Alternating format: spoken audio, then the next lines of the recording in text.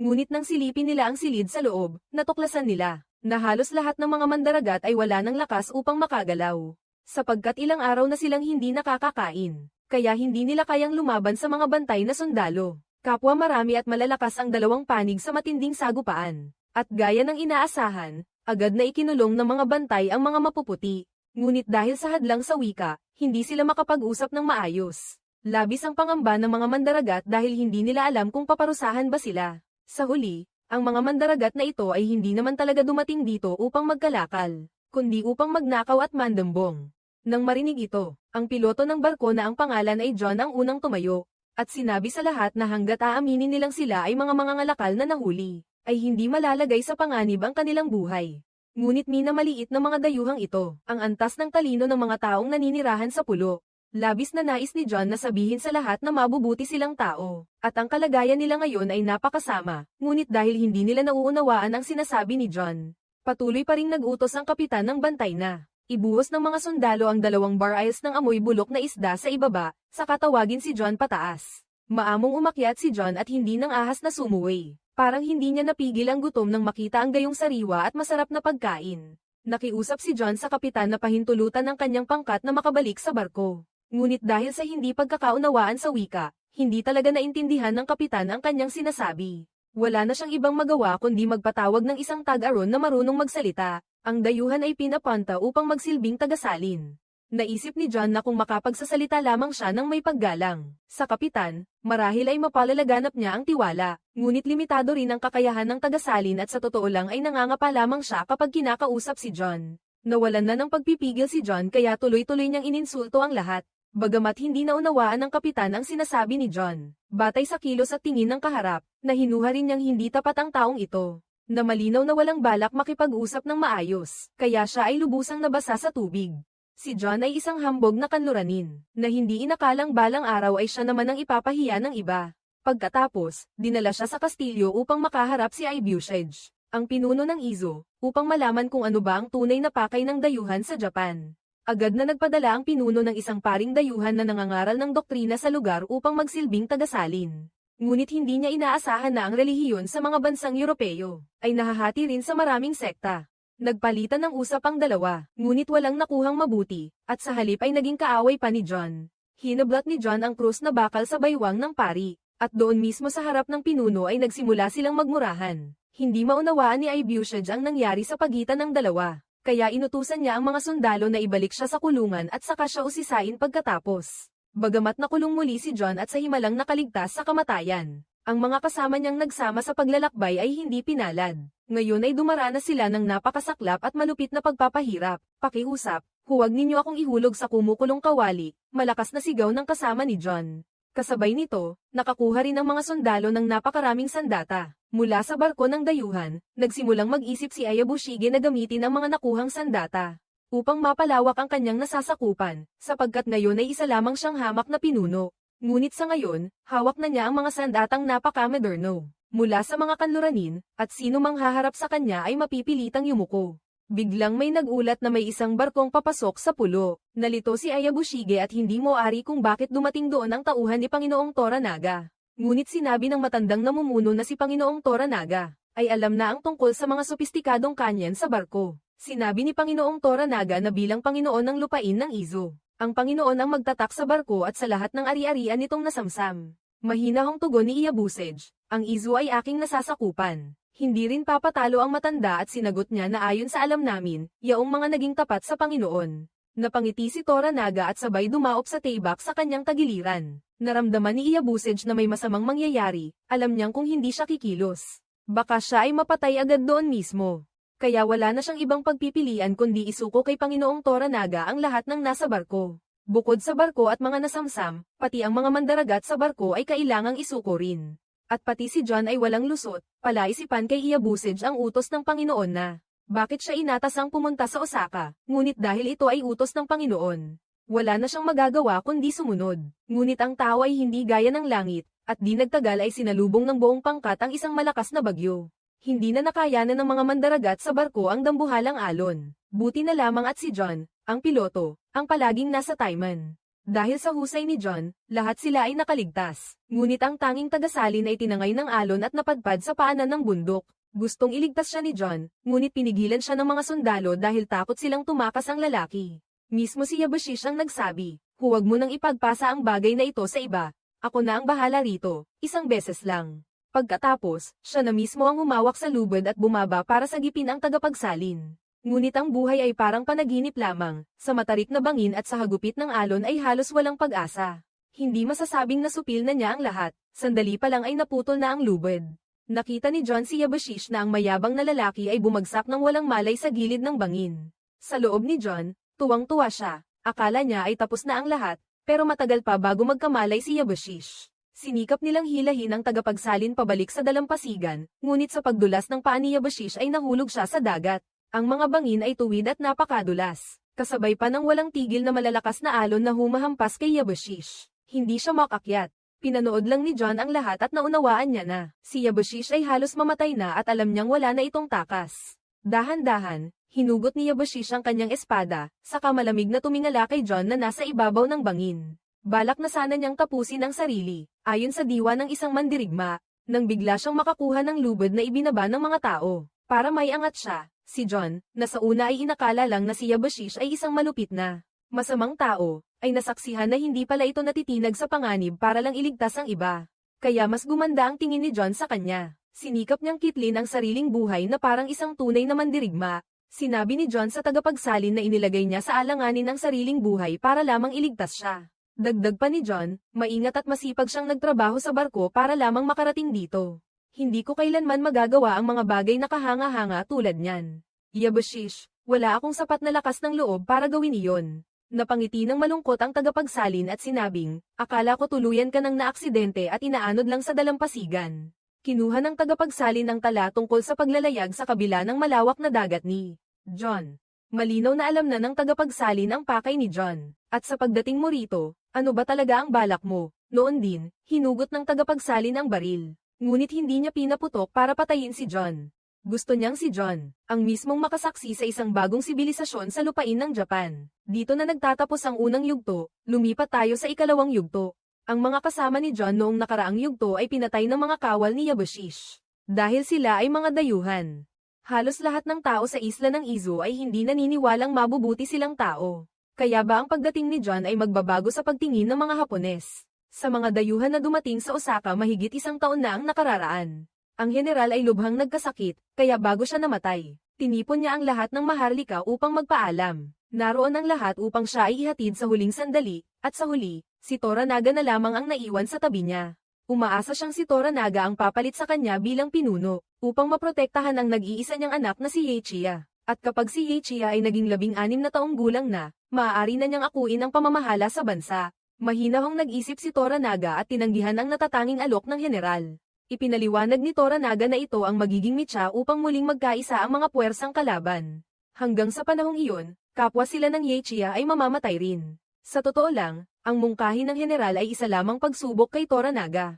Para kay Toranaga, matagal nang tapos ang kanyang panahon. Ibinuhos ni Toranaga ang buong buhay niya para pigilan ang mga hidwaan sa loob ng bansa, at natatakot siyang muling sumiklab ang digmaang sibil. Kaya nagpa siya si Toranaga na bumuo ng isang konseho, kasama si Heichiya, at ang 4 pang ibang Panginoon, hahatiin nila ang kapangyarihan. Hanggang sa maging ganap na adulto si Heichiya, ipinaalala ng general kay Toranaga na kailangan niyang gawin ang lahat, upang maprotektahan ang kanyang anak mula sa mga pakana ng kaaway man o kaibigan. Ngunit ilang buwan lang ang lumipas, ang 4 na natitirang Panginoon ay patuloy na nagsisikap na ibagsak si Toranaga. Sa pamamagitan ng pagboto sa resolusyong nais nilang ipatalsik si Toranaga, dahil sa loob ng kanyang kastilyo ay may isang dayuhang nagngangalang John, kasama ang isang pari mula sa Katolikong simbahan, na nagsisilbing tagapagsalin para kay John. Palaging may hinala si John, na baka sinasadya ng paring iyon na isalin ang mga salita ng pabor sa panig ni Toranaga. Ang manugang niyang si Mariko ay marunong magsalita ng Portuges. Sinabi ni John na sa Europa ay may 2 pangunahing mga relihiyong magkakaribal, ang Protestante at ang Katoliko. Siya ay isang Protestante mula sa Inglaterra, at ang Inglaterra mismo ang pangunahing kaaway ng Portugal. Dahil Katoliko ang Portugal, nagtaka si Toranaga kung ito ba ang dahilan kung bakit siya nagsasagawa ng mga gawaing tulad ng pangangamkam sa dagat.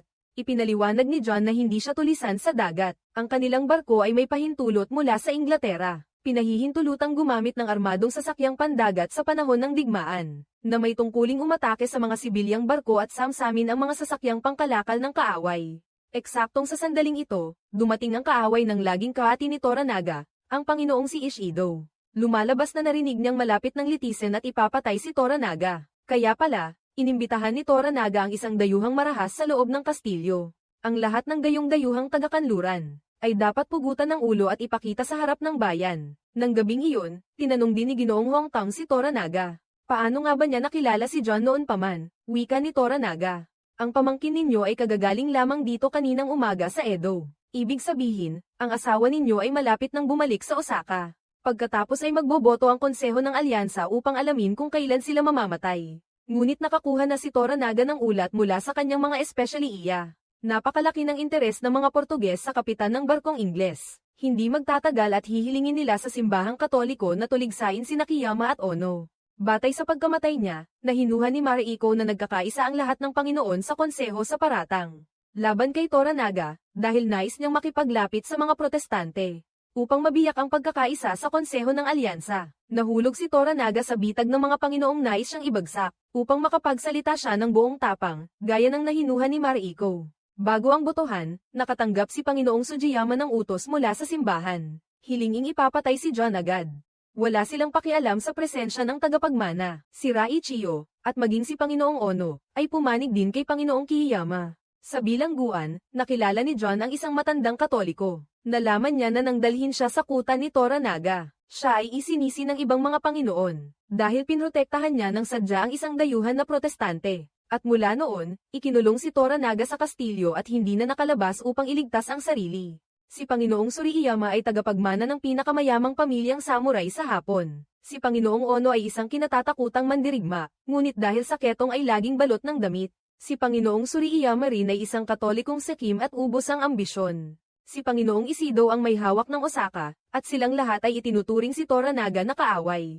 Handa silang bumoto anumang oras para siya ay ipapatay. May payo si Toranaga para kay John, kung sasabihin niyang si John ay tunay na kakampi ni Toranaga.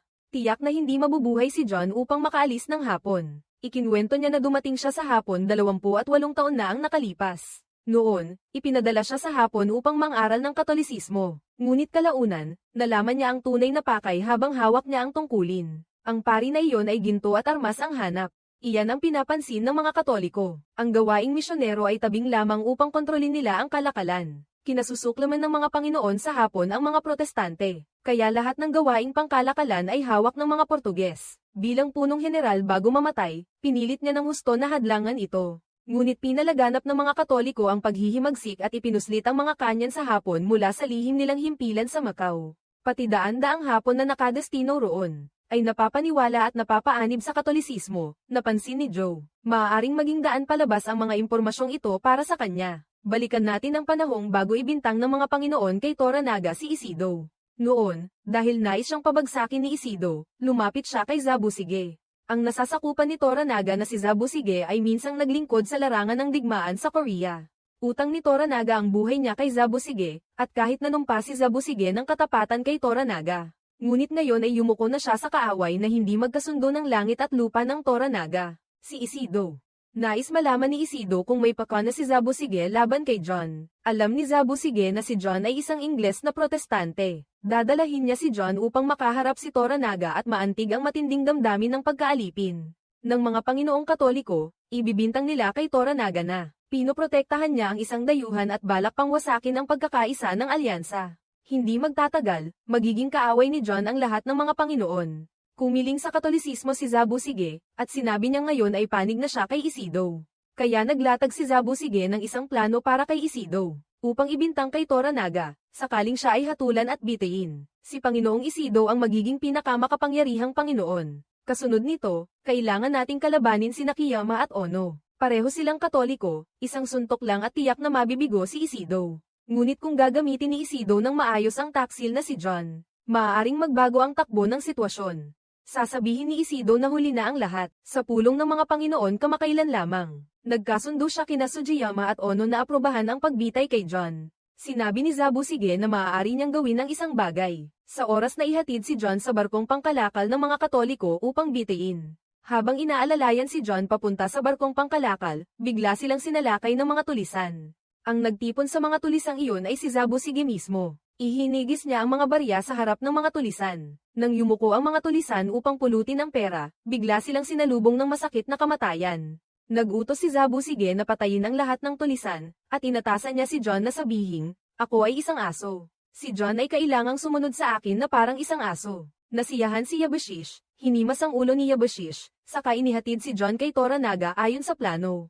Ipinaliwanag niya na sila ni John ay inaalalayan patungo sa lugar ng pagbitay. Ngunit sinalakay ng mga tulisan ang pangkat ng suporta, kaya sinuwerte silang makatakas. Sabi ni Toranaga, "Palagi mong alam kung paano ako itulak sa tamang bitag. Laging lumilitaw sa tamang lugar at sa tamang oras." Ang sinabi ni Toranaga ay puno ng mga pahiwatig, agad niyang naunawaan. Yumuko si Bantaro upang ikubli ang takot sa kanyang dibdib. Sa pagkakataong ito, si Mariko ang gumanap bilang tagapagsalin para kay John. Lahat ay nais malaman ng tungkol sa mga bansa sa Europa at sa daigdig.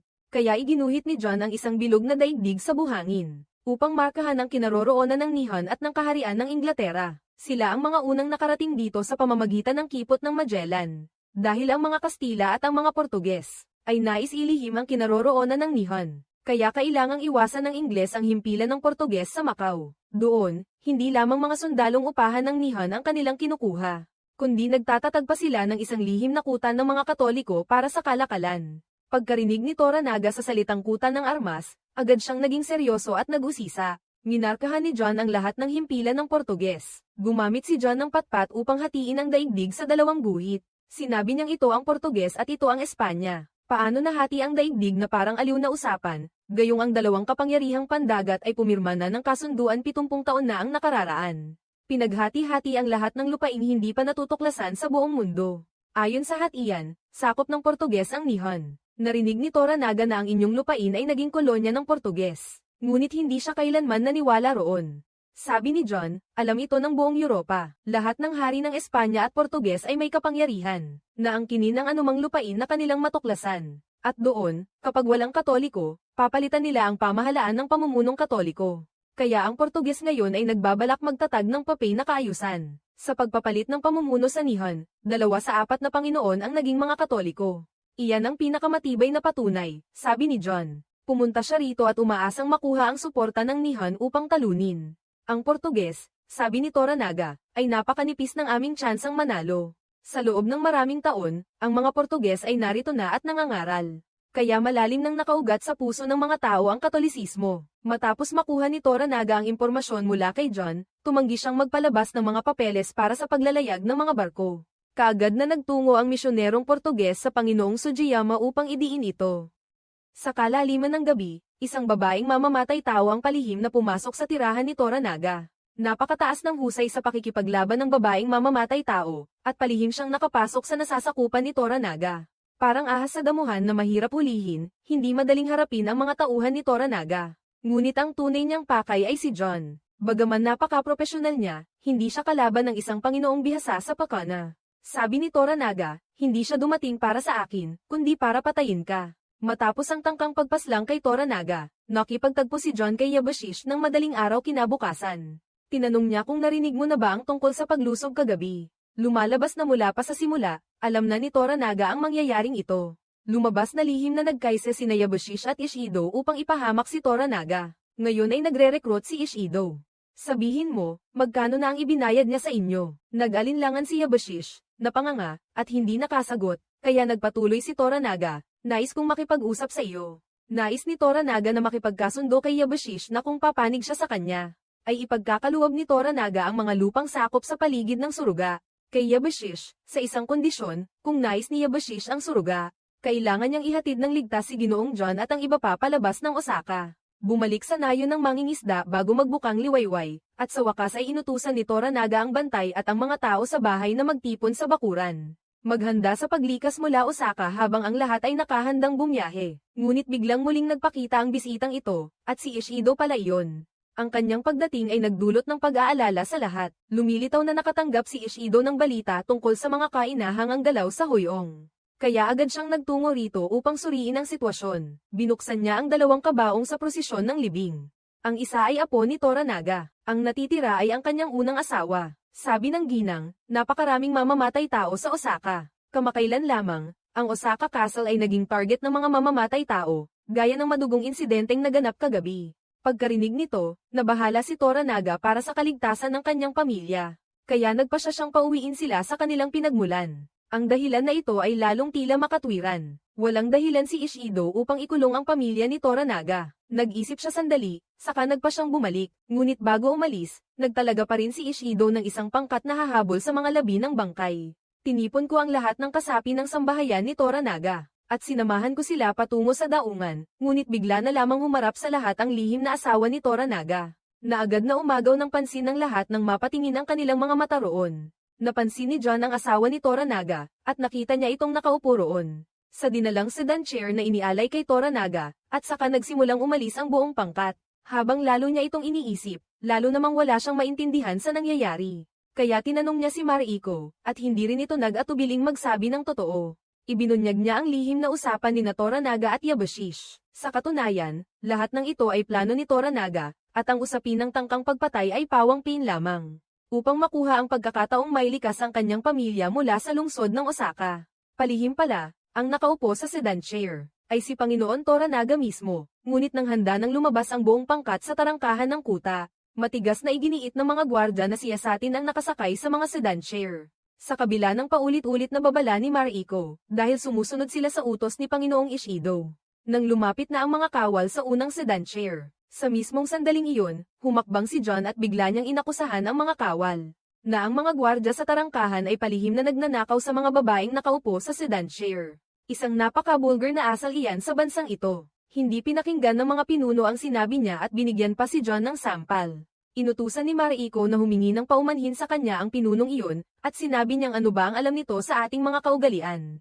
Napaikan si John at sinabi niyang kung matapang lang sila, harapin nila siya ng patas, at dahil doon ay lalong nagngit-ngit ang mga kalalakihan. Sa huli, binugbog si John ng mga gwardya. Ngunit dahil doon, hindi na nila napansin si Toranaga. Habang nakaupo sa sedan chair hanggang sa dapit hapon, ang sambahayan ni Toranaga ay dumaan sa isang kakahuyan. Bigla silang tinambangan ng mga mamamana, at ang pangunahing puwersa ng mga mamamana ay mga tauhan ni Panginoon Ono. Dumating ang utos na patayin si John, kaya parehong panig ay agad nagbanggaan ng matindi. Nasunog ang sedan chair ni Toranaga, kaya napilitan siyang magbalabal upang makatakas. Dahil napaligiran na ang kanyang pangkat ng mga kawal, at wala na silang nagawa kundi magpakatatag at lumaban sa hukbo ni Ishido. Pero ngayon, pati ang hukbo ni Panginoon Ono ay sumasalakay na. Dahan-dahan nang napapasubsob sa panganib ang mga tauhan ni Toranaga, kaya nang makita iyon ni Mariko ay agad siyang humugat ng talem at sumabak sa labanan. Lalo pang naging masikip ang sitwasyon, at dumarami ang mga mandirigmang bumabagsak para kay Toranaga. Napansin ng asawa ni Mariko na si Hirokatsu na unti-unti na siyang natatalo sa labanan. Kaya agad siyang nag-utos, ilikas na ang natitirang mga mandirigma at ipagtanggol sila. Mabilis na nagtungo si Panginoon Toranaga sa pantalan, ngunit wala pa siyang nakikitang sasakyang dagat. Buti na lamang, may kakilala si John na kapitan ng bangka sa daungan. Dahil sa nakaraang pagtitipon, si John na mismo ang naglaya sa kanila mula sa bagyo. Kaya bilang ganti sa tulong ni John, nagpasya silang tulungang makalayo si Toranaga sa Osaka. Pagkatapos, lahat ay sumakay sa maliliit na bangka, upang makarating sa malaking barko, ngunit makalipas lamang ang ilang sandali, may narinig na ingay mula sa likuran. Tumakas si Toranaga mula sa Osaka, lahat ay pumunta sa pantalan. Si Hirokatsu ngayon ay nag-iisang lumaban sa harap ng daungan upang pigilan ang mga kawal ni Ishido na sumulong, at nang makita iyon ni John ay agad niyang tinawag ang lahat na bumalik. Ngunit walang nakinig sa kanya, at nakita na lamang niya si Toranaga na yumukod bilang pagbati kay Hirokatsu. At alam din ni Hirokatsu kung ano ang nakalaan para sa kanya. Buong tapang siyang sumugod, habang unti-unting lumalayo ang anyo ni Hirokatsu sa kanyang paningin. Naunawaan ni Mariko na hinding-hindi na babalik ang kanyang asawa. Napansin ni John na sa malayo, bukod sa isang itim na barkong Portuges sa dagat, ay may 10 maliit na bangkang pangingisda na naghihintay sa kanila. At ang mga mangingisdang nasa mga bangka ay pawang may nakasabit na krus sa leeg. Malinaw na mga mamamatay tao iyon, naghihintay na mula pa noon. Lubhang napakahirap ng kalagayan ngayon ni Toranaga. Kapag kakatalo pa lamang niya sa ambush sa harap, may sumusunod naman sa likuran. Biglang may naisip na plano si Toranaga, at marahil ay nasa barkong Portuges iyon. Iyon ang magiging pag-asa natin ngayon sa barkong iyon. Nag-aalala ang obispo at ang kapitan tungkol sa pagbawi sa kanilang pahintulot na makadaan. Kaya nang humarap si Toranaga sa kanila, lahat sila ay lubhang nagulat. John, heto ang barko ni Panginoon Toranaga, sinabi ni Toranaga sa lahat ng kasama sa pangkat na. Ang mga Portuges na ito ay hindi pa alam ang tungkol sa ating pagtakas. Hindi natin sila sasabihan na tumatakas tayo. At para matulungan nila tayo, ang mga nakasakay sa bangka sa unahan, ay mga pirata sa dagat. Kung may lalabas ng itim na barko ang sambahayan ni Toranaga, mula rito, magpapalabas si Toranaga ng utos na ibalik ang kanilang pahintulot sa pagdaan para sa itim na barko. Bukod pa roon, may isa pang mungkahi, anyayahan ng obispo sa kastilyo ni Toranaga sa Edo. Dahil may itinayo roong simbahang katoliko, talagang kaakit-akit ang kondisyong ito para sa obispo. Sa gayon, maaari nilang palawakin ang kanilang impluensya hanggang sa kastilyo ng Edo.